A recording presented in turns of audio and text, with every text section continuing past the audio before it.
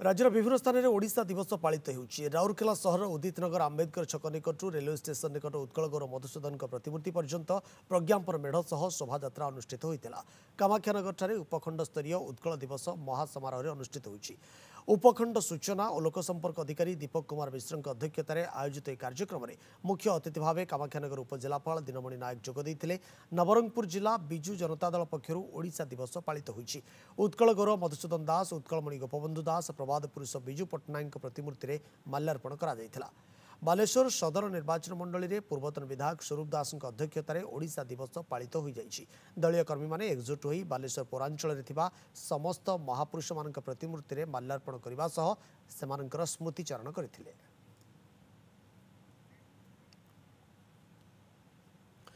आपण देखुचंती उत्कल दिवस बा ओडिशा दिवस विभिन्न स्थान में आज पालित होइछि। भुवनेश्वर, कामाख्यानगर, नवरंगपुर, राउरकेला, बालेश्वर, कटक, बांकी सबुठी आज महासमारोह आडंबर भाव किभली भाव एठी ओडिशा दिवस पालन करा जाउछि एवं ओडिशार जो पूर्वसूरी माने रहिले सेमानंकर स्मृतिचारण करिसेंति सभे।